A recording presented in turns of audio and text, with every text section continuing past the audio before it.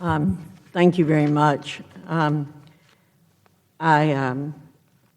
Ms. Adams and I have worked together for over many years when we were both in the North Carolina legislature, and I will have to say I very much disagree that this is only a hearing about women's reproductive rights. This hearing has come about because there's an agency in federal government that is not being held accountable properly in terms of how it spends money in many different ways.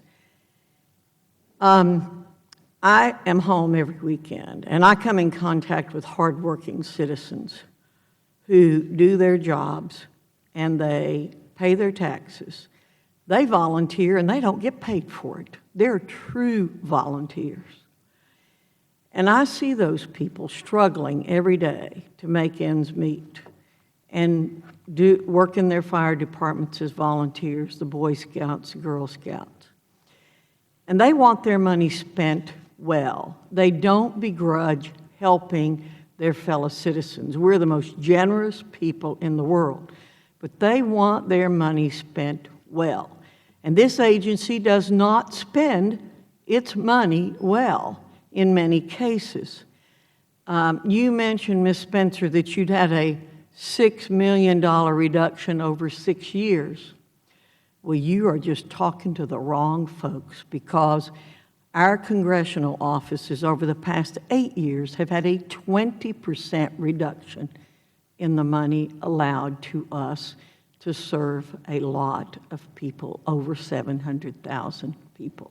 And all of us are struggling very hard to continue the level of service that we gave before our funds were cut. So I'm sorry, that argument doesn't go very far with this group. Your idea of a culture of accountability and mine and Dr. Rose and the folks on our side of the aisle are two very different things. You can say you have a culture of accountability, but I'm sorry to say you have not described that very well today, in my opinion. If people had worked for me who had broken the law, I'd have no tolerance for them whatsoever. Zero tolerance. And many members of Congress have exhibited that. You talk a lot about intentions. We need to be talking about metrics and true accountability here. Maybe Dr. Rowe and I are a little old-fashioned in what we think, but we think you ought to be measuring real things. What kind of outcomes are you actually getting? What skills are the people in these programs truly getting? Do they get any certifications? You know, we demand that kind of accountability in certain areas, and then in other areas where our colleagues want to measure only intentions, we don't get that.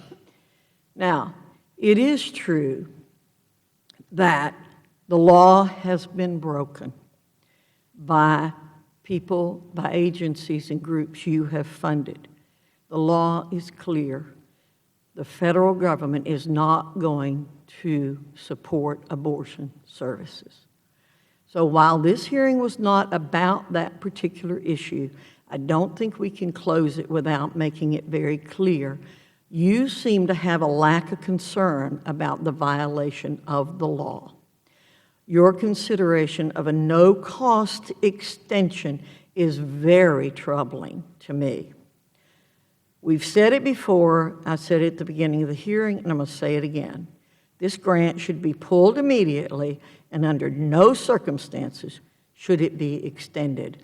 And I hope we will get back from you a report that will fulfill that, because when you allow the violation of law in whatever category that it is, then we start down a slippery slope in this country. We're governed by the rule of law, and we should all want to uphold that. There being no further business, the subcommittee stands adjourned.